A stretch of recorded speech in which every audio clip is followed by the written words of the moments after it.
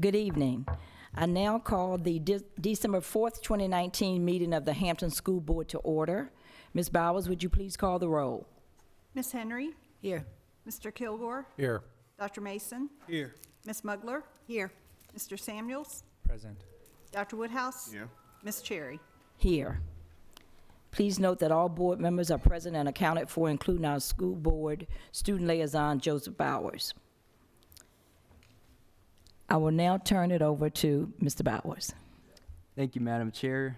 Dr. Smith, members of the board, tonight, the Kickingham High School Navy JROTC will present the colors, followed by the Pledge of Allegiance, and the opening will be given by Miss Tiara Moody from Kickingham High School. The Warriors are in the house tonight. So.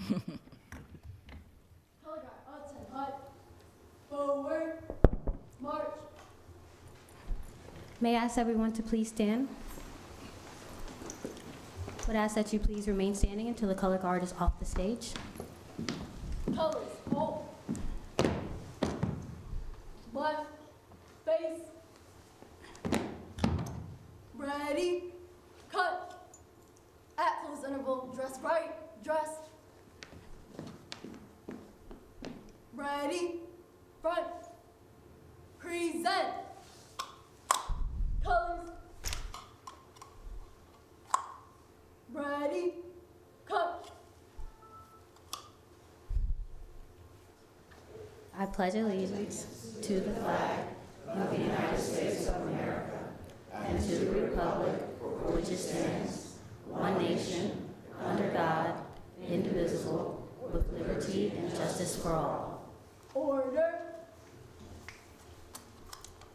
Colors. Ready, cut. Right, face. Forward, march.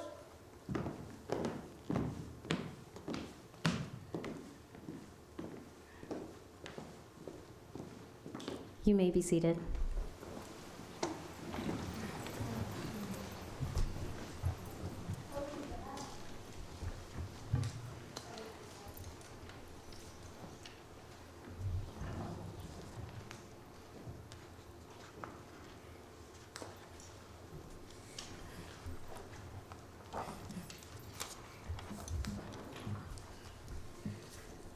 Good evening. My name is Tiara Moody, and I would like to start off by thanking the HCS School Board, administration, and our Kickingham High School principal, Mr. Dorsey, for allowing me to speak here tonight. Many of these admirable educators are people that I see every day operating in their purpose. To me, purpose equals passion. My mom has a poster in her room that she uses as a reminder, and it really stuck with me. Being able to see so many of the people that I have been blessed to share this life with pursue their purpose despite the obstacles that they may face proves how important it is to operate in your purpose, in things that you are passionate about. My family, friends, and the staff at Hampton City Schools have all shown to be proven examples of people operating in their passion and purpose. I now know, as I move on to this next phase in my life, that I trust those who are passionate and diligent in the work that they choose. As I learn, grow, and go on to do better things, I never want there to be any disbelief, doubt, or question that I am made for this. Witnessing genuine passion throughout my life from my family and the staff at Kickingham High has motivated me to strive daily to operate in my purpose in college and beyond. Thank you all for your support, hard work, passion, and for listening to me today. And now I would like to end with one of my favorite quotes from Harriet Tubman. Always remember, you have within you the strength, the patience, the passion to reach for the stars and change the world. Thank you.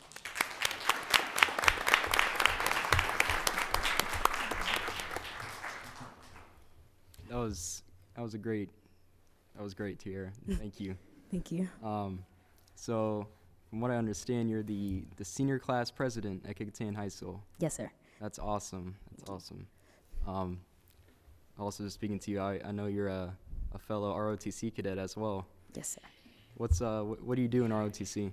I occasionally get to participate in our athletics, and I go to see everyone go into drill, but I am not a part of the drill team, and I'm just all around with ROTC, just helping out wherever I can because I do have other responsibilities.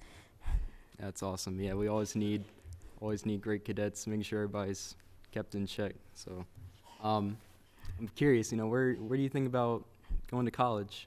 I applied early action to the University of Richmond earlier in November, and I plan on studying environmental studies and majoring in pre-law. All right.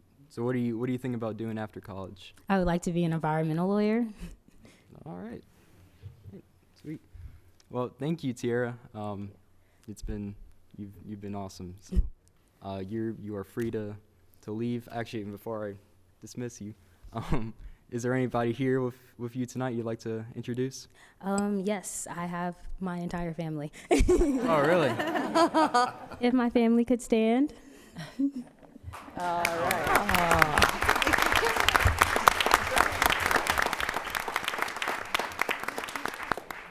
Well, thank you all for being here. You're free to go afterwards, so thank you. We'd also like to thank Tiara and the Kickertan Honor Guard, but we'd like to see the Kickertan administration in the house as well. Would you please stand and be recognized? Administration from Kickertan High School here. There we go. Thank you so much, and to Tiara's family, thank you for loaning us to her to us tonight. We are very excited about the fact that we get an opportunity to see just how sharp our students are. And tonight, that was a shining example of it across the board. So thank you again.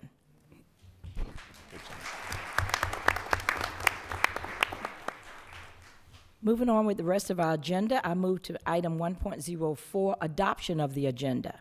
Is there a motion to approve? Madam Chair, move approval of the agenda as presented. Second. It has been properly moved by Mr. Kilgore and seconded by Ms. Henry that we approve tonight's agenda as presented. Is there any discussion from board members?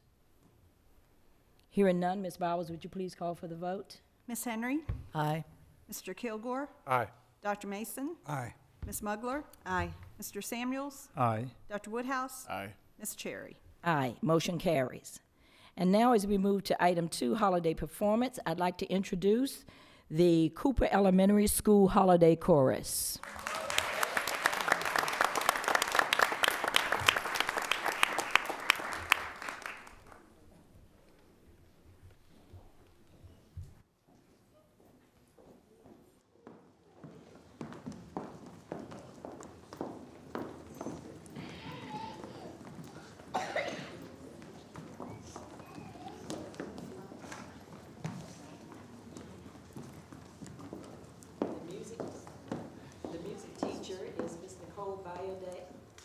And they will be performing 2 songs, A Perfect Winter Day and a song entitled Snow.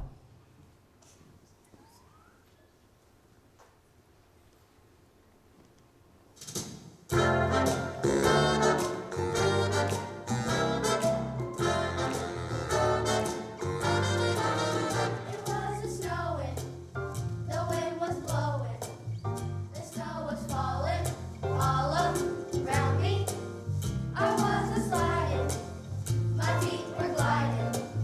It was a perfect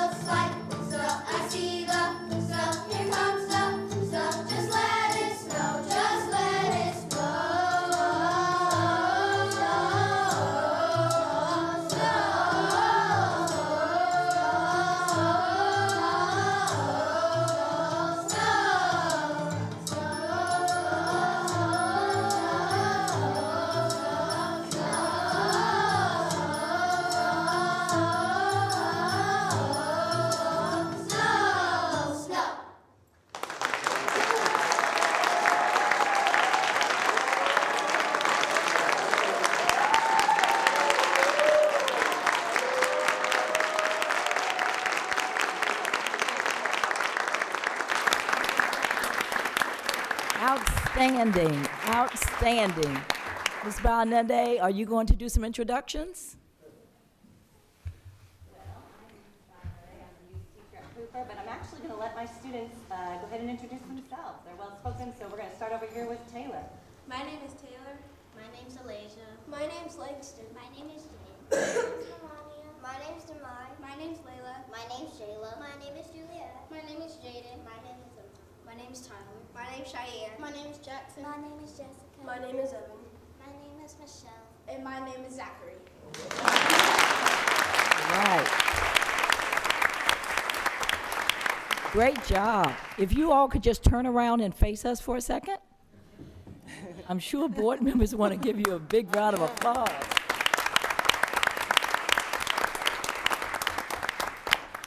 Any board members want to congratulate these wonderful students tonight on such a fine performance? I can tell you, if that doesn't put you in the holiday spirit, I don't know what will.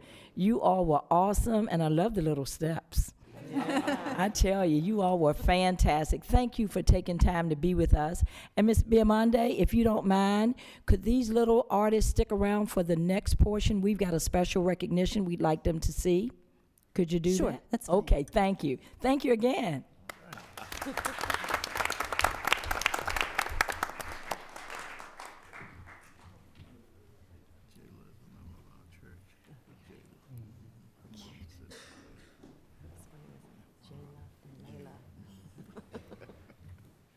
Right next to each other.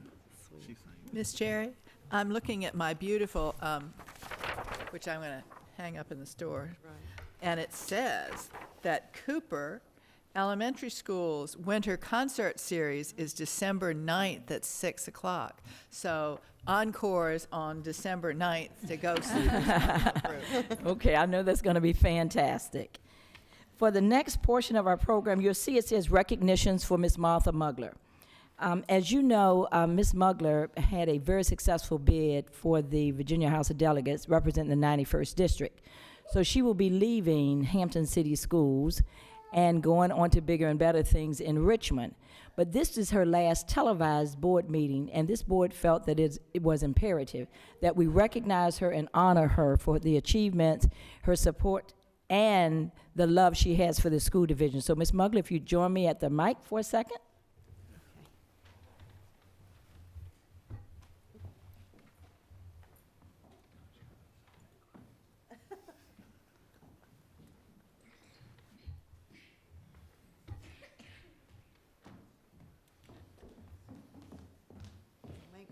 Well, I'm not going to make you cry. We're really excited tonight and sad at the same time. Ms. Mugler came on the board in 2008, and she served to the present time. The two words that have always been used for her was one of the ones Tiara used tonight, was passionate. She has always been known to be passionate and effective. As a member of this board, she has made it sure for all of us that she is committed to every student, every school, and every family in Hampton City Schools.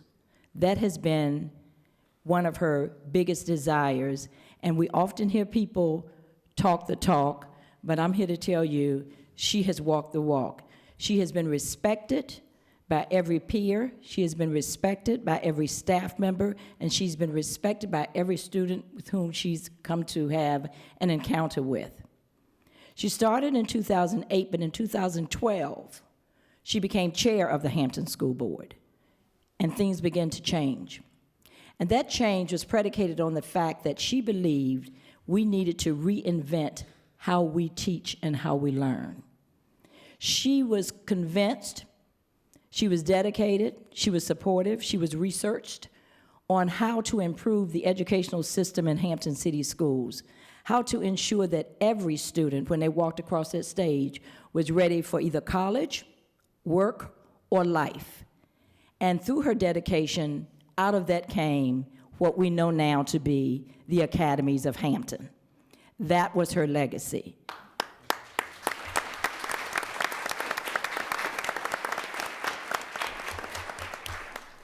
We should all hope to leave such a strong legacy as we go from our public service work into other public service work. You know, the first key in being a public servant is not to lead, but to listen. And Ms. Mugler has always listened. She looks at everything with a fine-tooth comb. I was very pleased because of that. When she nominated me to be board chair, I said, I must be something because this lady checks out everybody. And I can tell you, I am going to miss the fact that she does look at everything with a fine-tooth comb. She asks the right questions, and she always says, and we love it, let me percolate on that for a minute. And some of the percolation that has taken place has made this school division and this board better. So, Ms. Mugler, on behalf of the school board, I'm going to give you this gift, but I'm going to pull it out because I want to show you this. I want to read it to you. This is a beautiful acrylic plaque that says, in recognition of Martha M. Mugler for her dedicated service to the Hampton School Board, 2008 to 2019. Let's hear it from Ms. Mugler.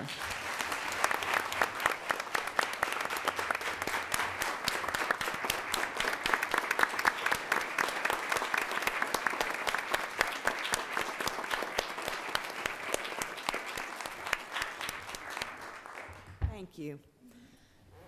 She told me I had to give remarks. She didn't tell me that till now, but I'm rarely at a loss for words. And so, thank you so much. This is a beautiful plaque, and I have a new office that I'll be taking this to. I'm really excited about that. Thank you all. I see friends over here and lots of folks in the audience. I'm going to try and make it through these words without being a real big blubbery mess. So, but if any of you have watched meetings over the years, you know that I do have a tendency to shed a tear here and there, just because she did describe me as passionate, and so it does come out out of my eyeballs. My father always said, "You girls," I'm one of 5 girls and 1 brother. And my father always said, you girls, always, your bladder is behind your eyeballs because you can't get anything out without crying. But anyway, I am so honored to have served this city and our children and the administration, all the people in this community. Dr. Shiplett said this signal meant, I need a minute. She always said, that's not good when Martha puts her finger up. Anyway, I do have to say my family is here, part of my family. My husband, Ross, who has eaten a lot of bowls of cereal on Wednesday nights because of my work. And my son Will and his wife, Emily Mugler, are here.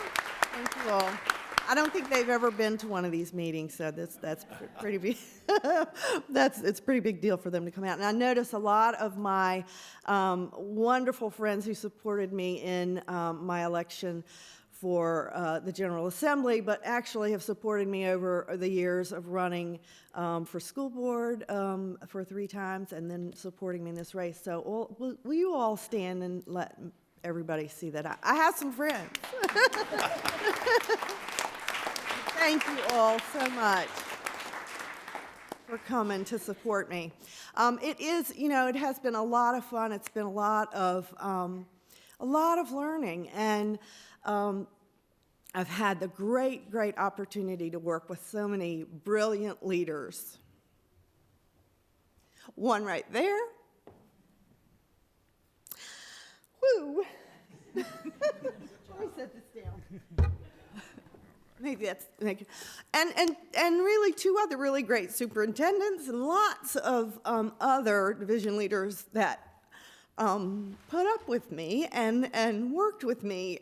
2 that come to mind were Vic Hellman and Susie Scott, because I was really into the budget when I started my board work, and so they really had to answer a lot of questions for me. And, they really taught me so much and we're very patient to work through all those kinds of things, but it really made me a much better board member, and it helped me to help others be good at the budget that maybe didn't care as much about it as I did. I don't know why. People were like, oh, it's the budget season, don't you hate that? No, actually, I kind of like it. So anyway, and I spoke to someone today, the commissioner of the DMV, so I'll be moving on to work with people like the commissioner of the DMV, and he said, we'll be sending you a lot of data. I said, well, I'm used to data, and I love it. So, all the data that you wonderful professionals put together and give to us to help us make good decisions, that's really been a big part of our work and kind of the behind-the-scenes stuff that people don't know happens. But we really percolate a lot of data. That is one of my signature words. But I really can't say thank you enough to all the people all the professionals in the division that have been there and supported, and all this wonderful board here and other board members that I've served with. Each one of them I learned a little something from. And our chair, Cherry, I love it when people call her Chair Cherry, is doing a wonderful job. So I know I'm leaving here and leaving it in wonderfully good hands with Chair Cherry and my colleagues on the board now. This is just a so long. I'll be around. I'll be checking back in on this school division, and I'll be using all the experience I've gained here to take to Richmond, work on behalf of public education, and a few other things like the environment and healthcare that are really important to this Commonwealth. But I'm so grateful for the time I've spent here, and I'll be back to visit.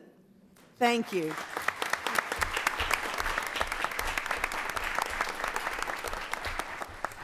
Thank you so much. As I said, she's always been passionate, and she talked about her experience with public education, but we're so pleased and blessed that she will be now taking that to Richmond to help others. Now, in closing, this board is a very visual board. We like pictures. So, Ms. Mugler, we've worked with Kelly Goral and her staff to put together a few photos that will remind you of the times you had in Hampton City Schools. We reviewed it the other day, and I'm going to be honest, I told Ms. Goral, I said, I like it, but it's too upbeat. I want her to cry. And so I don't know how it ended up, but I know it's going to be good. So please enjoy.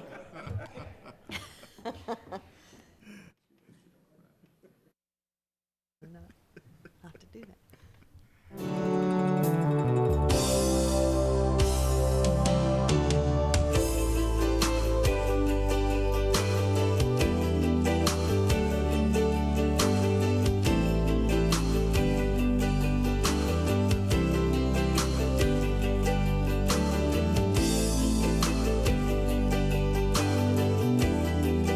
Thank you very much, and congratulations to each of you. Thank you, Your Honor.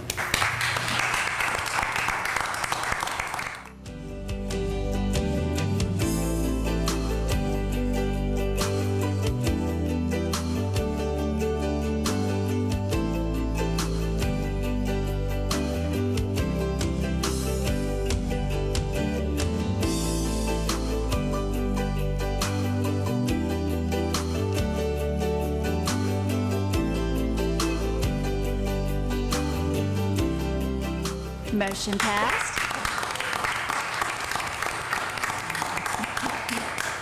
Mrs. Mugler, would you like to take your seat as chair?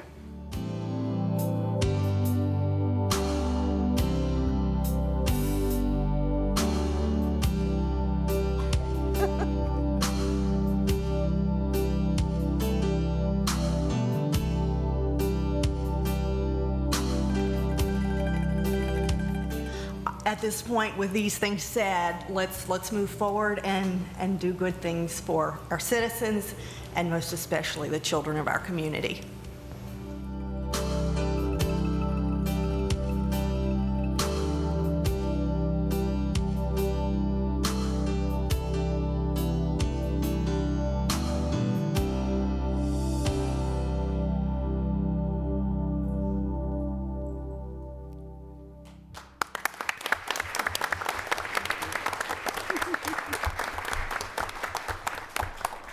Again, thank you, Ms. Mugler, for your service, and we're definitely going to miss you. Any comments from board members? They had asked me ahead of time. They said, don't ask me to speak because I'll start crying. So, good. I just make sure. I was gonna say, I do want to say one thing that Ms. Cherry knows that Hampton has gotten a reputation among the Virginia School Board Association for actually the chair and the superintendent do workshops for other boards how to get along. And, you know, we actually get along with each other, even though we're very different people with very different opinions.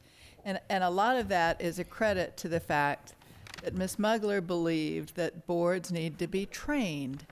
And that, guess what she found out when she became a board member? They said, here's this little book about Hampton City Schools and being a board member, and good luck with that, and your first meeting is tomorrow. And that was kind of how I came on the board, too. And that's not been the experience of new board members now. And we actually have board retreats, and we set board goals, and we we don't have meetings apart from you all, but we do have some work sessions like a retreat, and the press can come, they get bored and leave. But we talk about what it is, how we can get along, and what our priorities are, how we can work together, and how we can understand our job, which is not, as people think when they meet us in the grocery store, to go solve their particular problem for them. But a lot of that is a credit to Ms. Mugler's professionalism that's going to stand her in good stead in Richmond, and also the idea that we all have to work together, even though, and especially because we have different points of view and different opinions. And so I think we really do have a reputation in the state for being a board that gets things done because we talk about important things and we get along and we reason with each other and hopefully listen to our community and have dialogue with them as well. And that's really a credit to Ms. Mugler's viewpoint that this was very important for all of us to do together. So together, we've built something we're very proud of, Ms. Mugler, and you need to be proud of it too. Great, that's great. Okay, thank you for hanging in there with us, Cooper Elementary. And the family, I know you got things to do. You probably got to do some. Cereal to go home and eat. Okay. You've got some holiday shopping to do, Mr. Ross Mugler, and family. So, yes, sir. You know what? That would be wonderful. Who's got the camera, Miss Goro? Do you have the camera? Could we ask Miss Mugler and her family to come up here and get a shot? Okay. Yes. Mm-hmm. Mr. Mugler and family. And members of the board. Come on, baby. Yeah. Yeah, that's right. Come on, babies.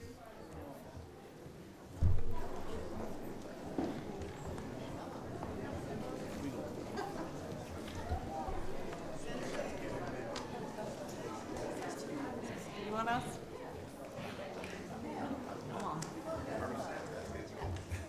Let's do this thing.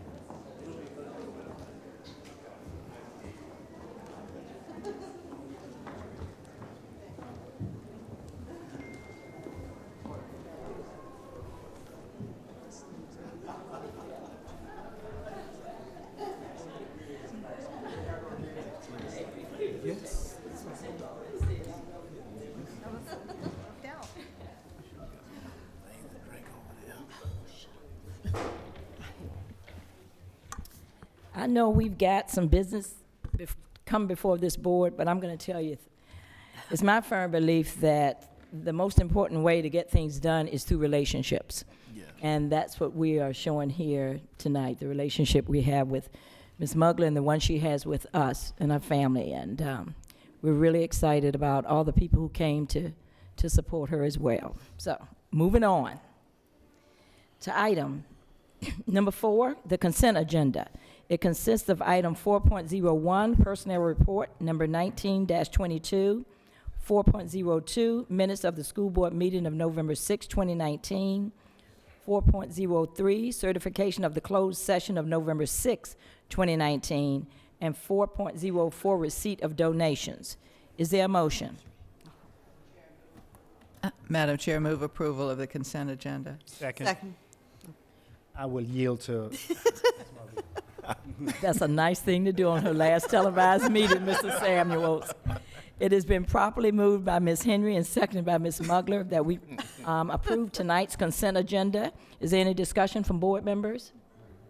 Hearing none, Ms. Bowers, would you please call for the vote? Mr. Kilgore, Aye. Dr. Mason, Aye. Ms. Mugler, Aye. Mr. Samuels, Aye. Dr. Woodhouse, Aye. Ms. Henry, Aye. Ms. Cherry. Aye, motion carries. The next item on the agenda is superintendent and staff reports, and for that, I'll turn it over to our superintendent of schools, Dr. Jeffrey Smith. Thank you, Madam Chair and members of the board. I would ask that Ms. Hatcher and I think Ms. Heather Peterson both share in this particular report and presentation to the board. Ms. Hatcher serves as our Executive Director for Student Support, and certainly we're quite familiar with Ms. Heather Peterson and her great work in terms of professional development. So we're pleased to have both with us this evening to talk about the important work around climate and culture in Hampton City Schools. And Ms. Hatcher. Thank you. Good evening, Madam Chair and Vice Chair Kilgore, members of the board, our Hampton City families and communities. And we loved sitting back and hearing about the great relationships, because that's what this work is all about, is building our relationships. So we've been on a journey, one division, one transformation. And so tonight we just want to give you a little peek, the lens of culture and climate on that journey, because it is aligned right with our viable curriculum and the instruction work that's happening. Just a little review of where we have been with the climate work. So starting with climate surveys always being a part of Hampton City Schools work for many years, and with the strategic plan started in 2015 with that focus on safe and nurturing learning environments, followed by the superintendent's task force really trying to get our stakeholders and our community involved in this work as well. That led us to the work of this task force in 2016, where we agreed on a definition of what our climate work would be looking at. We set some goals and targets for annual growth, and each year since then, this work has been brought back so that we can be seeing how this work is working and how things are going. We are looking for strategies for all tiers, for all students. And so this was the definition that we agreed what we wanted to see in a safe and nurturing environment for our students, looking at those 3 key elements, of course, for physical safety, emotional safety, so that students could learn and take risks and grow to be who they need to be. Minimal disruptions in our classrooms so that curriculum could be delivered. And then looking at the research about culture and climate, and really why we have invested and taken this intentional look, because it boosts achievement, increases our attendance, it supports our staff as well, leads to our teachers feeling good about the work that they're doing, and therefore they're going to do more. We have lower dropout rates, an increase in our graduation rates, and then very important to us, of course, is our school safety, physical and emotional safety, and our student morale, so that they're excited to come to school and want to be with us. So here are some of the measurable outcomes that we continue to look at, and the classroom disruptions, I think, should be highlighted, and our staff and students really acknowledged for that work that they've done to build relationships and to build classroom communities, so that the decrease in our class disruptions for 23% from last year. So that means less students are having referrals outside of the classroom for those disruptions to the curriculum. We also saw an increase in the number of students when they are reporting to us on their survey who say that adults are caring in their school and they feel that they belong there, are connected to school. There's also a 2% increase in the number of students who report that they are being treated fairly by other students. And again, building that community and those relationships between each other and between our students and our staff, that's critical to our work.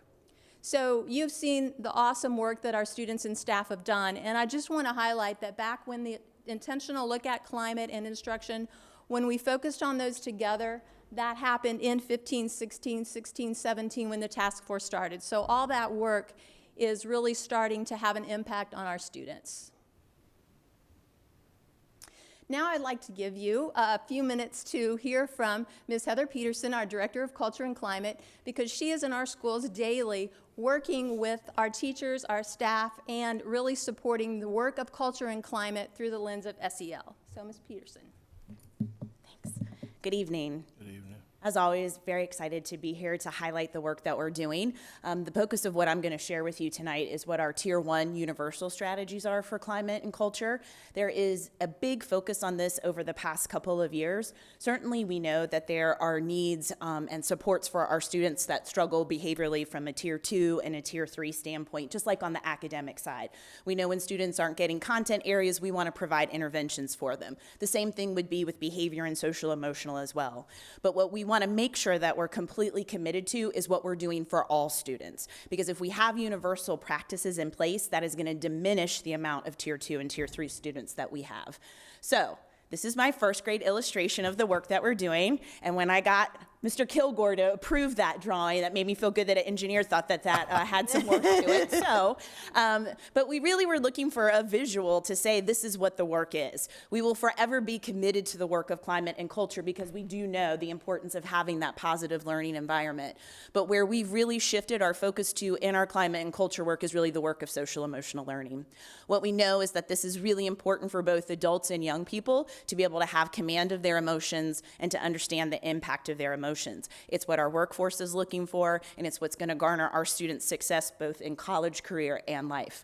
So what we've posted or what we've suggested is that social emotional learning becomes the umbrella for the following work. That if we are committed and focused to true Tier 1 work around social emotional learning, we will continue to see the amazing academic development in our division, that we will indeed see social and emotional development both in our staff and our students, that equity will be a big component of this work. Because right now what the research says is that when young people don't have the social emotional competencies, it does become an equity issue because they aren't allowed to have or aren't always in the classroom at the same times as their peers or have access to things that their peers might have as well. The trauma-informed practices, our restorative approaches, both of those are really big buzzwords in education right now, and we don't want to go through the motions and say teachers have been trauma trained or that we're doing a restorative practice. We really want folks to understand if we do good social emotional learning, the byproduct of that will be that we do have staff who are trauma-informed and supporting young people, and that we are taking more of a restorative approach versus a punitive approach. And then certainly our commitment that we're making to our community and to our staff, that if we have socially, emotionally competent young people, they will indeed be college, career, and life ready. So we came to you last year and shared with you that we do have a strategic plan for this work, that we certainly want our staff and our students to know this is something that we're committed to. So last year was all about awareness, really bringing to the forefront, what are we even talking about around social emotional learning, defining it, helping our staff understand the benefits of it, both for them as adults and also for our young people. We also launched a virtual toolkit to provide resources for our staff and our support staff that work with young people.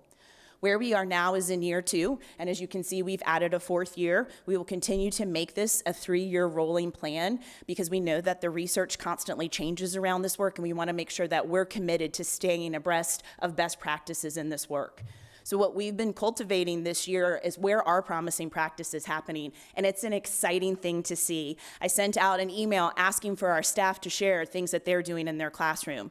It becomes a very natural fit at the elementary level, often for this work to happen, but we know our secondary students need this work desperately as they're going through puberty, as they're experiencing those things of challenges of where am I going to go to college, what might be my work choices, that this work is so crucial for them also.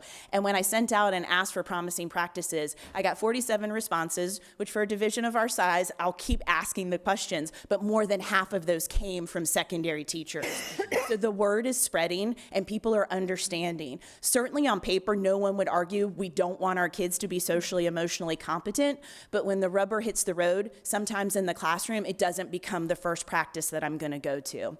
So again, we're working on where are their needs and gaps and how can we support folks in this. We have an amazing partnership with our curriculum department. I got to spend time with them this morning because we do not want this to be a program. Social emotional learning is a way that we do business in Hampton City Schools. So we're not buying programs, we're not saying it's initiative, it's a way of life here. And you see that in our curriculum, and it's continuing to grow across our curriculum. I had a secondary teacher last night in some training tell me it's been really powerful because I've had students use historical characters to write from their perspective and then share how it differs from their own current day perspective. That's using the content, that's having powerful conversation and perspective taking, which is social awareness for our young people. Again, we're working on coming up with measurable outcomes. We know in our division how important it is to do that work. So we're collecting all of the most recent research that says, how does SEL impact things like chronic absenteeism, suspension rates, cognitive abilities, and then things of that nature. And certainly we want to make sure that we can make those direct correlations. And then the last thing you see up there is that we really want to provide rubrics because some teachers are questioning, am I doing this right? What does this actually look like? And so we want to provide those resources. And more importantly, SEL happens anytime, anywhere. So these rubrics are also designed for our cafeterias, for the hallways. What might it look like on a bus? Because sometimes that's the first and last adult some of our students see. So we don't want to just isolate this to a classroom situation. These are some of the supports for the Tier 1 work. We have climate coaches in every single one of our schools. That's a stipend position where most of them are in the classroom and some are guidance counselors. We have really asked our school leadership teams to really shift the work of climate to school leadership teams and not make it a separate team because we say in our division that climate is equally as important as academics, so that leadership team should be driving that work. Again, our school staff, they are disciples of this work as they implement it, so we like to say that they're also supports for our work. The whole student support services staff, which Ms. Hatcher is going to share a little bit more about how we're providing wraparound services. And then something I'm really excited that we launched is a Social Emotional Learning Academy cohort. We have 32 teachers and counselors across the division that have come into a 2-year program. And after the 2 years, here's the rough plan of that, if you will. But for 2 years, they will be getting different types of professional development. They will be selecting and have already started to select passion projects that they're working on. But after 2 years, they will either come out of the program helping to provide professional development or actually coaching others around the work of social emotional learning, so that we have people who are in the trenches day to day that are helping to spread this work. Again, what we really try to explain is that we've been really focused, laser-like focused on our academic expectations and our tiers, and we want to be the same way on our behavior side. And that for both the academics and the behavior, that social emotional learning is indeed the foundation for this work. And just like I mentioned earlier, when a student doesn't get a content piece, we reteach it and we intervene, and we need to do the same thing on the behavior side. And again, I'll say one more time, we have to be committed what we do for all kids from a Tier 1 standpoint. So these are the Tier 1 universal behavior practices that we're putting into place. We have also developed a draft rubric for this work as well. Again, we've been amazing about providing supports about Tier 1 academics in 2 and 3. And so we're coming alongside and saying from a behavior standpoint, this is what all kids should receive in order to support the behaviors. So we have a rubric and we've put that out in a draft form. Schools have had a chance to identify, are we emerging in these practices? Is this something we're developing? Or is this something that we're really doing well? So they can see where their gaps are and we can make sure that all of our schools are providing those Tier 1 supports. And again, I love this quote because it has to be about the fiber of everything that we're doing. And we want this social emotional. It is not a standalone. It's woven into everything that we do here in our division. Again, I mentioned already that we have this amazing partnership with our curriculum department, and the way that we really are packaging and selling this work is that it can be done through instruction. We are not asking our staff members to become counselors. We're asking them to teach their content, but do it through a lens where they're allowing young people to work together. Collaboration is the #1 social emotional skill. And oftentimes when we have challenging behaviors, it's the first thing that we tend to take away because it becomes disruptive. So we've really been talking from our pre-K all the way way up to our 12th grade teachers, we have to create opportunities for collaboration. And you all know that's also what the workforce is demanding, that our kids know how to collaborate. Again, Ms. Hatcher mentioned this. We know the impact that social emotional learning has on our school climate, and that truly this work is the key to unlocking those cognitive skills, the working memory, the executive function. What I like to say a lot of times is that our kids come to us and their glasses are already full at 7 a.m. They can be full of things that happened the day before, things that might have happened overnight. And when they come in, we have amazing staff that have their pitchers full, ready to pour into these kids. But what happens when they pour in? It overflows. And so social emotional learning and awareness helps kids pour some of that out so that what we're trying to pour into them actually gets to stick with them. And again, we know we've promised this commitment about the portrait of a graduate, and what our departments like to say is that we know social emotional learning is the canvas for this portrait, and it's what will help to sustain this portrait. I mentioned the equity components, and I love this quote, that when we equip our young people with the right social emotional skills, it allows them to have that positive cultural identity, and not only just to have that, but then to be able to share that and have others see their perspectives and have empathy. And then when we talk about trauma-informed practices, as I mentioned, we don't want this to be something that's a program. These are the 3 pillars that we are saying when we're trauma-aware, and how we support young people are through these 3 things. We want to have a safe and nurturing environment, which, hey, that's one of our strategic goals, so we've got that one, right? We want to explicitly teach those social emotional skills, and again, building that relationship and connectedness. What we talk about is it's not about having trauma detectors and trying to figure out which kids have experienced trauma. It's about providing these supports for all kids, because it's what's good for all kids, but it's imperative for kids who've experienced trauma. And then the restorative approaches piece. Again, trying to shift our mindset from a punitive component to one of creating community, where young people know they are part of a community, what happens when I cause harm to my community, and more than an exclusionary practice where I might not have an intervention to help me be part of the community again, to really help our folks talk about what language do we use with young people? How are we making sure that we're having the opportunities for them to figure out what are strategies I can do so that I can make a different choice the next time? And then these are just some of the services, and wrapping up from a Tier 1 standpoint, that we provide to our schools. We try to help our schools figure out different climate and culture plans, because we know every single one of our schools have different nuances, and we want them to have a customized plan. We support the work of climate coaches. They come out twice a year for very specific training, and we ask an administrator to come with them so that they can help to champion that work. We support the school leadership teams. We have a social emotional walkthrough tool that we use. And again, we can go into CLT meetings, and then we try to design, develop, and deliver professional development that's just in time, that's meaningful, and that's hands-on for our teachers and staff. So I'm going to turn it back over to Ms. Hatcher to talk about the whole big picture of student support services. Thank you. Heather's done an awesome job in laying that foundation for Tier 1, and we see that Dr. Smith has given us some opportunities to go around the state and share with others and to hear what others are doing. So Heather has definitely laid that awesome foundation. And so the work of the student support team and the other departments with whom I work, we've really been committed this year to become more of a team together and to focus our work around students, rather than we've always had good work in the departments, but now we're trying to interweave that into all that we do. So these are the departments, and again, we are very happy with our umbrella.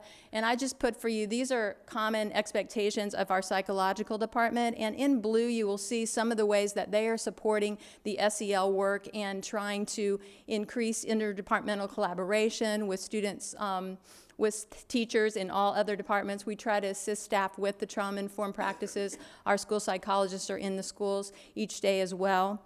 And our counselors are part of this work as well. They support the Tier 1 work and those strategies you saw, and then they're also available in all of our schools for those Tier 2 supports, really focusing on the crisis response, individual student planning, and supports that they can provide. Our school social workers are also in our schools every day and have worked with our mentoring program to reach a need there in our middle schools, also holding groups more regularly. While they have always been doing that, there's a focus now on reinforcing those socio-emotional skills that perhaps some students aren't able to get in the classroom with the Tier 1 approach. Our school nurses are also being trained in trauma-informed care and really work closely with the counselors to address mental, emotional, and social health issues that students and their families have. Those nurses are often some of the first people to contact and support our families. So we definitely bring them in all of our SEL work. Our Department of Student Services is working as our student code of conduct, we've mentioned to you, is changing this year in the entire state. We really are trying to take already a more proactive, preventative approach rather than what happens to a student when behavior doesn't live up to our expectations. We want to be preventative in that way and really try to make connections for the student. Again, talking about the restorative approach, what damage they've done to that community and that relationship rather than just us doing something to them. We also have supported our chronic absentee teams within the schools. We have our Director of Student Service, Ms. Hardy, has been able to go out and her staff and meet directly with teams and talk about those individual students and the concerns that we have with that. So at this time, we've kind of shared the history of where we've been with this work. We've talked about our Tier 1. We've talked a little bit about our student support team. So thank you for your support and modeling tonight of awesome relationships and how that really does make the difference. We appreciate you, and if there are any questions at this time, we are here. Thank you so much. Excuse me. Thank you so much for that outstanding report. Any questions from board members? I'm looking to Dr. Mason because I know his mind is working and so is my mind. So I'm going to hear what Dr. Mason has to say first. Do you have a question, Dr. Mason? No questions. Yes. I just want to commend Ms. Hatcher, Ms. Peterson, and Dr. Smith for the work that's been done. I know Dr. Smith and I've actually worked with Ms. Hatcher on some things as well. Right. To see what Hampton City Schools is actually doing around social emotional learning is very, very great. I mean, it's great work and very impactful. When I do some of the work that I do with other school divisions, a part of me, I want to just poke my chest out and say, look what we're doing. You're not doing this. You can do that. You can do that. But we are truly light years ahead of other school divisions. When, you mentioned Dr. Smith, sends you around to see what others are doing. I'm sure they're probably gaining a little bit more about what we're doing than we're probably gaining from them. Well, we want to be there. We're serving. We hope so. You're being nice and politically correct. That's good. But we're doing some great things.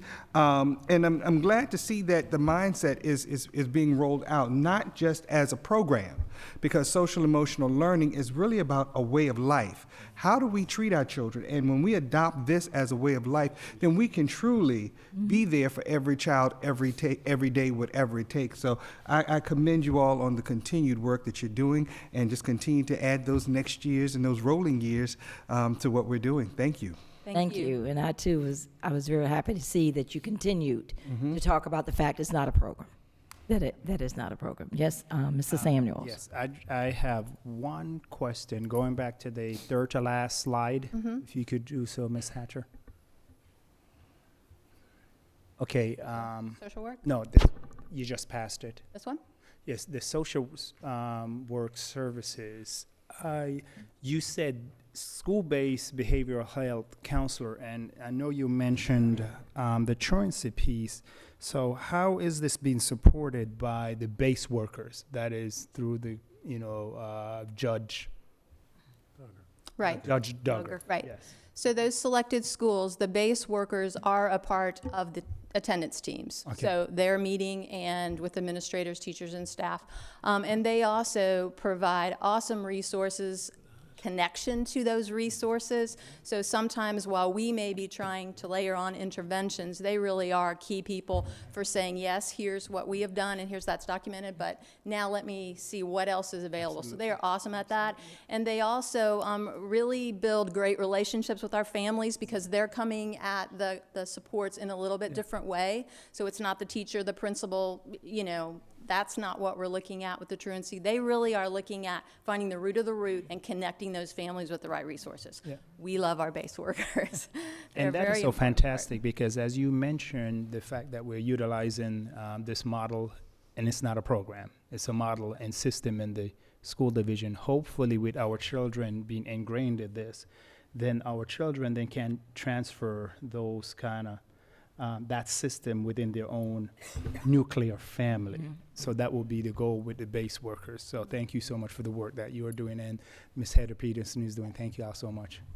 Thank you. Thank you again. Can I Yes, make this? just Dr. Woodhouse. Yes, Ms. Hatchett. I just was talking with Dr. Mason. Mason here. And he was sharing with me how it's working so effectively, not only in the middle schools, but in high schools also. And could you contribute this towards the suspension rate going, down? Does this have a lot to do with that? We look, yes, with relationship building and with the restorative approach, and that's why the Tier 1 is so important, so that all of our staff and all of our students have access to these strategies and those supports. And we definitely track that. I think the classroom disruptions, that's part of our discipline data, and we do look at that. So yes, definitely. I like it. It's a wonderful progression. Yes, Ms. in the Smuggler. program. Yes. I had one question and a couple of comments. So you have in here the supports for the work, and climate coach is listed. So tell me how that works. Is there a climate coach in every school? There is, but I'm going to let Ms. Peterson. Okay. Works very closely with our climate coaches. Great. So all of our elementary schools and middle schools have one climate coach. Our combined schools have 2 climate coaches, and the high schools have 2 climate coaches. So there's a collaboration between administrators selecting who those people are going to be, and their role really is twofold. One is they can provide professional learning from what they receive in their training back to their peers, but also they serve as coaches back in the building around the work of climate and culture, and then more specifically the social emotional piece. Great. Thank you. Yeah, I think early on when Dr. Smith arrived here, we had conversations about the climate and culture, and really the whole fidelity piece of that, and how important that is, that it's, consistent and that we're executing it with fidelity. So I think the fact that this is a model rather than a so-called program is really a good thing. And I also love that it is so integrated with the curriculum. The way that that's been done, I think, will be really, really effective. I have a daughter that's a senior at James Madison. She's an education major, and she just finished her final paper that she asked me to edit. Much to my chagrin, it was 35 pages long, and but it was all about this subject. And she was assessing the school that she's been doing a practicum in, and like you, Dr. Mason, I was like, whew, Hampton has got a lot going on that other schools could really benefit from knowing and understanding this work, because what she was writing about was, a much older approach, and I could tell from her description that there was not fidelity there, that it was not consistent even throughout a building. Like, one teacher did it one way, one did it another. So I think, the consistency factor, and I also love that this is relationship-based as well. I think, whenever you start with relationships, you can't go wrong. And that, I think, is just a really big part of this, providing that social and emotional support is, that thing that makes a child feel engaged at a school and makes them feel comfortable there and makes them feel, okay with themselves, that they can sit down and focus and get their work done because they're in a warm and nurturing environment. So I really love seeing where this is going. I think, this is exactly where we needed to go, and will lead to, more successes in our schools. And, the proof is in the pudding in some of the evidence that's already, come about as a result of this. But I know it's not easy work. It looks great on, on paper, and it looks like it's very concise and so forth. But you have to, you have to try things and massage it a little bit. But this really does look like you've arrived at a really good place. And so thank you for the hard work on this. But I'm happy to see where we are on this at this point. Thank you. Thank you again, and congratulations. Good job. Thank you. Madam Chair, the final report that we have, Ms. Dortch will come forward as our CFO and provide the financial report. Good evening, Madam Chair Cherry, Vice Chair Kilgore, school board members, Dr. Smith, and the Hampton community. It's my pleasure tonight to present the October 2019 monthly board report. Our revenues at the end of October totaled $44 million. Our cumulative expenditures and encumbrances totaled $73 million. Included in the report, you will see that we have updated our budget to include the reappropriation of fiscal year 19 funds, which the city approved at the end of October. And then lastly, within the budget, we anticipated a average daily membership, or ADM, of 18,455. At the completion of the September 30th count, we submitted a fall membership of 18,945. So we are anticipating that we're likely to see an increase in our state funding that is bearing no other variables changing within the state budget, but we will not know an initial reforecast of what that will mean for the school division until about mid-December, late December. But once that information is known, we will share that information with the school board. And that concludes the report for October 2019. Sounds good, Ms. Dortch. Any comments, questions from board members? Mr. Samuels? Yes. I'm just excited when you talk about the enrollment number going up, and which means that we are going to get additional funding from the state. Dr. Smith, is it possible where we can dig a little bit deeper into the data and determine where the enrollment increases? Is it in the secondary or on the elementary level? Because if it's in the secondary, maybe attribute to the fact that our academies now are attracting more people to the city of Hampton. So if you could do that, I would greatly appreciate it. More than sir. happy to do that. Yeah. Yes, we can provide that information. Yeah. And you know, it could be across the board because we are 100% fully That's right. accredited. Yes, we are. Exactly. Just saying.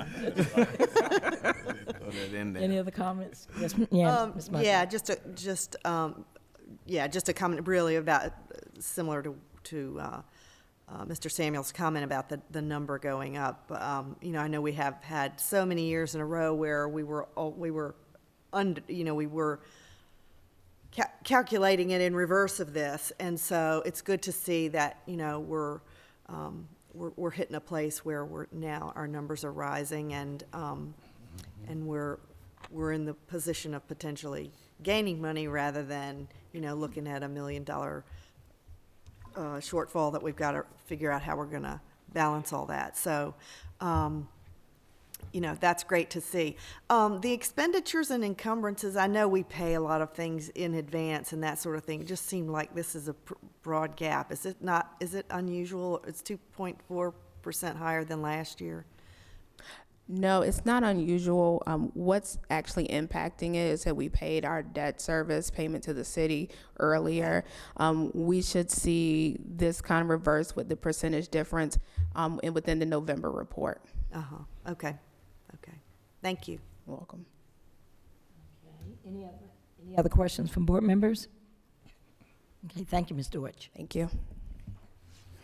Madam Chair and members of the board, that concludes superintendent and staff reports. Thank you, Dr. Smith. Moving on to our next item on the agenda is number 6, hearing of any delegations or presentation of any written communications or petitions. I have received one. Ms. Bowers, would you please read the protocol? Yes. Citizens are invited to address the school board on matters of public concern about the school division. Speaker forms are available prior to the start of the meeting. If you wish to address the school board, please complete the form and give it to the clerk. Each individual will have 5 minutes to speak. All comments shall be directed to the school board. Speakers may not yield their time to another. Speakers should address the school board with decorum on policy issues. Speakers comment on individuals at their own risk of violating confidentiality laws and are defaming the subjects of their comments. Neither the school board, the superintendent, nor the school administration will respond publicly to any comments by speakers about individuals. Presentation of resolutions, declarations, proclamations, manifestos, awards, or other similar documents not originated under the auspices of the school board or administration is prohibited during the public comment period. The audience is asked to be respectful of all speakers. Public comment is the school board's opportunity to listen to the speaker. Since our purpose is to hear from you, the board will not engage in dialogue with the audience or whomever is at the podium. Matters requiring a response will be directed to the superintendent for research and response. The superintendent may report back on such matters at a subsequent business meeting session as appropriate. The school board carefully considers your comments as we decide matters that are brought before us. We appreciate your attendance and your input. Thank you, Ms. Bowers. Our speaker is Stephen Brown, and I believe that is Hampton City Councilman Stephen Brown.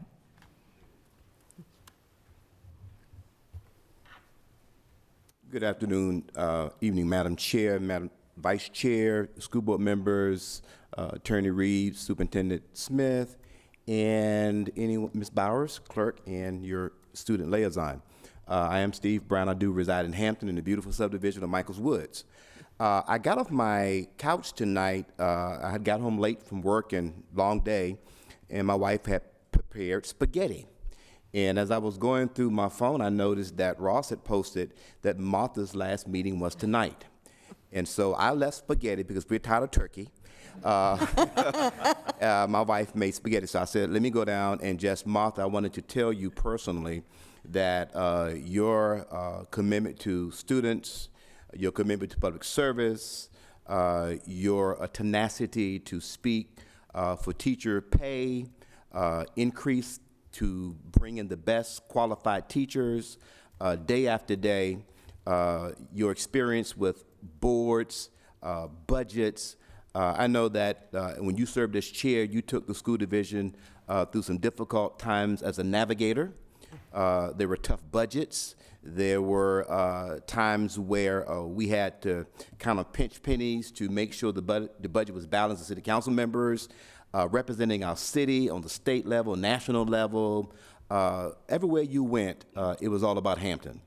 And so I wanted to thank you personally because you have made a tremendous difference.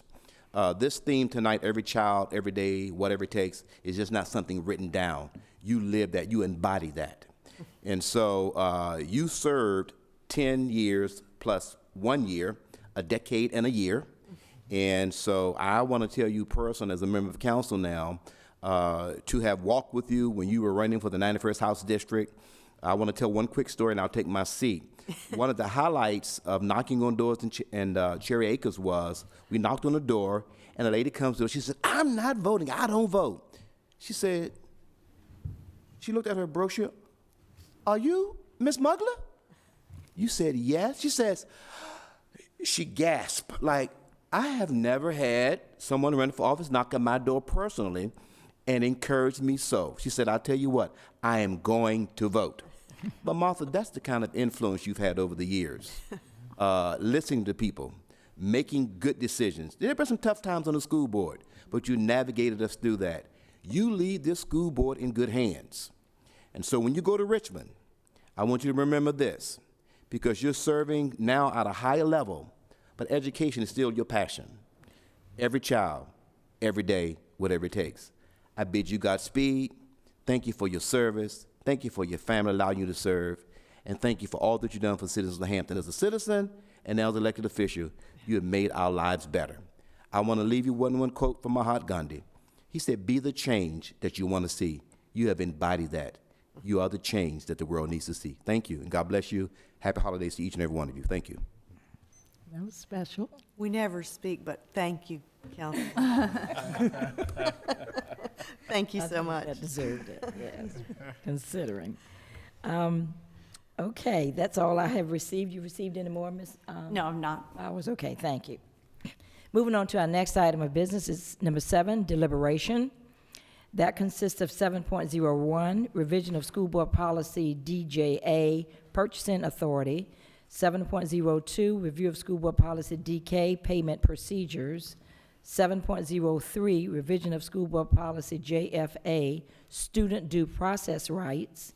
7.04, review of school board policy EDC, authorized use of division-owned materials, and 7.05, revision of school board policy IGBC, programs for the academic achievement of disadvantaged students. Are there any questions from board members about any of these policies? Okay, hearing none, we will move on. I have one Yes, Ms. comment, Mugler? I'm sorry. On 7.03, it's really not a question, I think. Was it? No, it's not 7.03. 7.03. That is that Ms. Hardy? Yeah, it was Ms. Hardy. It's not this one. I thought it was that one. I'm sorry, It's okay, take your time. because usually we're looking at all of these. There was a letter left off of. Oh, it has been. Did you fix it? Yes. Okay. Oh, Thank you. All right. Thank you for being ready, Ms. Hardy. Appreciate it. Okay, hearing no other questions, these will be moved to action for our next meeting. Moving on to item number 8, actions for item. That's interesting. Items for action, okay. 8.01, minutes of the Community Priorities Workshop meeting of November 14, 2019. 8.02, certification of the closed session of November 14, 2019. 8.03, revision of school board policy IC, school year/school day. 8.04, revision of school board policy IGBI, English as a second language. 8.05, revision of school board policy IGCA, remedial and summer instructional program. 8.06, revision of school board policy IGAI, character education. 8.07, revision of school board policy IGAH, family life education. 8.08, revision of school board policy IGAD, career and technical education. And 8.09, revision of school board policy IGAG, teaching about drugs, alcohol, and tobacco. What would be the pleasure of the board regarding these items? Madam Chair, I move that we approve item 8.01. Second. It's been properly moved by Ms. Henry and seconded by Mr. Kilgore that we approve item 8.01, which is minutes of the Community Priorities Workshop meeting of November 14th, 2019. Is there any discussion? Hearing none, Ms. Bowles, would you please call for the vote? Dr. Mason? Abstain. Ms. Mugler? Abstain. Mr. Samuels? Aye. Dr. Woodhouse? Abstain. Ms. Henry? Aye. Mr. Kilgore? Aye. Ms. Cherry? Abstain. Motion carries. Oh, okay. May I make a correction? Yes. Mhm. Yes, I was thinking 8.02. 8.01, I say aye. Okay. What did you say, I too? 8.01. Okay, okay. You made that change, Ms. Bowers? Yes. Okay, thank you. All right, Madam Chairman, let's try 8.02, which is the Okay. certification of the closed session of the same date. Second. Okay, it's been properly moved by Ms. Henry and seconded by Mr. Kilgore that we approve item 8.02, certification of the closed session of November 14th, 2019. Is there any discussion? Ms. Bowers, please call for the vote. Ms. Mugler? Abstain. Mr. Samuels? Aye. Dr. Woodhouse? Abstain. Ms. Henry? Aye. Mr. Kilgore? Aye. Dr. Mason? Abstain. Ms. Cherry? Abstain. Motion carries. Madam Chair, Yes, ma'am. I propose that we consider items 8.03 through 8.09 as a block and vote and move that they be approved. Second. It has been moved by Ms. Henry and seconded by Mr. Kilgore that we approve items 8.03 through 8.09 as a block. Is there any discussion from board members? Hearing none, Ms. Bowers, would you please call for the vote? Mr. Samuels? Aye. Dr. Woodhouse? Aye. Ms. Henry? Aye. Mr. Kilgore? Aye. Dr. Mason? Aye. Ms. Mugler? Aye. Ms. Cherry? Aye. Motion carries. The next item is item number 9, information. 9.01, the next meeting. The next meeting of the Hampton School Board will be Wednesday, December 18th, 2019. However, the location has changed because, and I'm going to go into the information part of the program as well.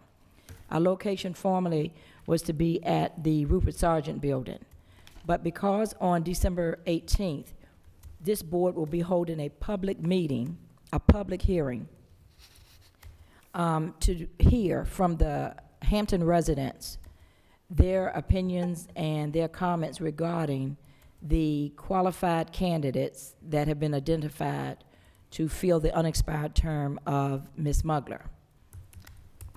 The meeting will now be held here at Jones Magnet Middle School, here in the Forum. The reason the board is really moving it is because we anticipate we might have several people come to speak because there are 9 qualified candidates. And we want to make sure that there's comfortable seating. So this board will be holding the meeting here. I will now name the list of qualified candidates we have received to fill Ms. Mugler's unexpired term, and they are in alphabetical order. The first is Pamela B. Kroom. The second is Kevin Clark Jones. Third is Natalie Kidd. Fourth is Leslie Francisco McClendon. Fifth is James Mershon. Next is Shonda B. Richardson. Then we have Margaret Seitz. The next is Khadijah Sellers. And number 9 is Monica J. McCowan Smith. Now, on December 18th at 6:30, when we go into the public hearing, each candidate will be asked to speak a maximum of 3 minutes. Each Hampton resident in support of the candidate will be asked to speak a maximum of 2 minutes. So we're looking forward to continuing the process that this board set in place the day after election, and we will be notifying through the newspaper and through other sources that we have changed the venue and what we'll be doing in terms of hearing from the residents regarding these qualified candidates. Yes, ma'am, Ms. Henry. I believe you said the public hearing would be at 6:30. We will be having. Well, we'll have our meeting at 6:30. Our regular meeting Yes. at 6:30, which hopefully will not be terribly lengthy one. Yeah. Followed by, when that meeting is closed, Right. then we will begin the public hearing. Exactly. But I would caution whoever is planning on to attend to be here at 6:30 when we have our meeting, because we do anticipate that to be short, and there will be a sign-up sheet as well. Okay, is there any information to come from the superintendent? Only, Madam Chair, members of the board, to encourage members of our community at large to please visit the school division's website and to learn more about the 2019 Winter Concert Series.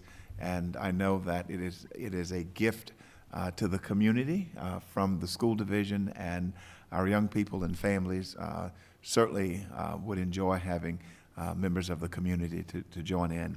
And just a final comment, let me just say that as superintendent, it has been an absolute pleasure for me to serve and work here as superintendent at a time, Mrs. Mugler, of your service to the board and the community at large.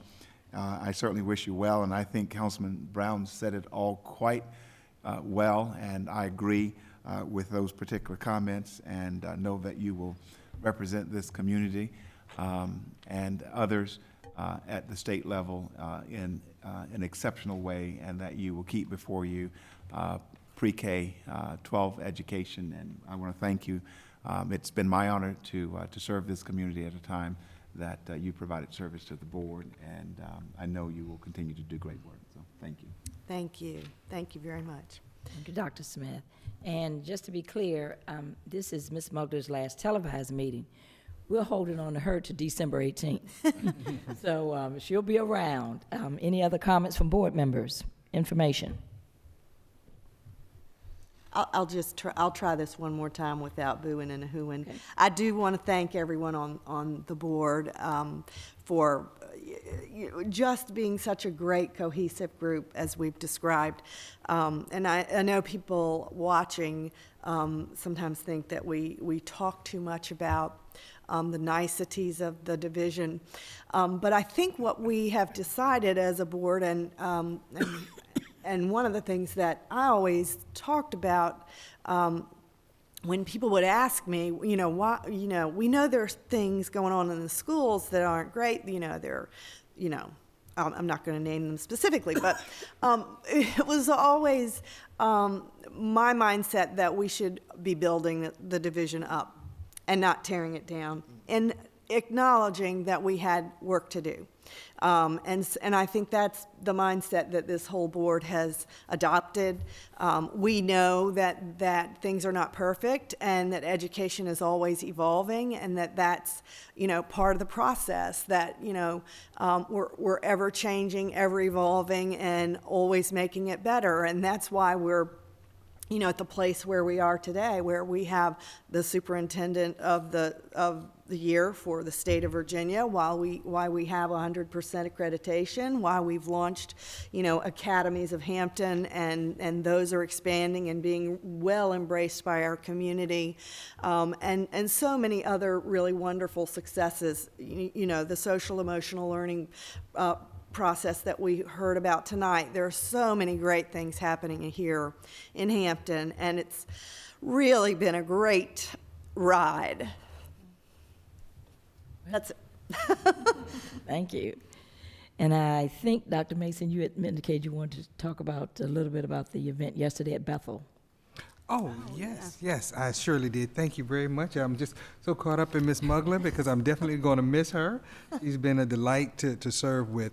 But on yesterday, Bethel High School named the gym, the Allen Iverson Gymnasium, and it was an absolute delight. And to see a young man that continues to give back to his community, as he mentioned, we are Virginia. And we are Hampton City Schools, and it was an outstanding event, and publicly thank Mr. Iverson for his continued service and what he does for athletics at Bethel High School. I think that's right. And yeah, the only really great, I didn't get to come last night because I was working, but he cried more than I did.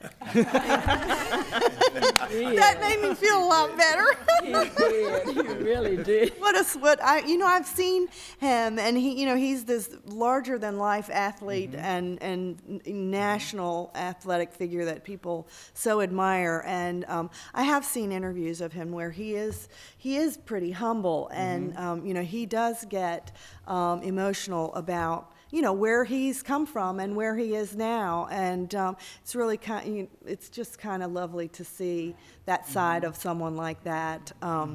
So I'm disappointed I didn't get to be there, but I know that it was a great event, and we're lucky to have so many great athletes coming out of 757. That's exactly right. And all board members were there in spirit. I tell you, it was just a wonderful event, and as you said, he did get emotional, and he'd done everything he could to not speak. In fact, when the first thing he said was, "I told myself I wasn't going to do this," and what he meant was cry. That's what he was. And time he walked in the building, I thought it was so wonderful because Dr. Caggiano had his son there, and his son had a picture of it, and he walked right up to him and did the autograph. Did he not? Oh. That was really nice. It was really special. Yes, ma'am.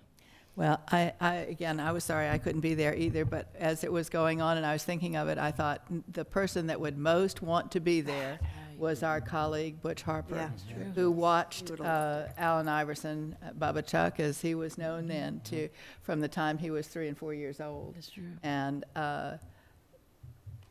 we think of people in the NBA as being superstars, and they operate, I think, unfortunately, in that arena as individuals.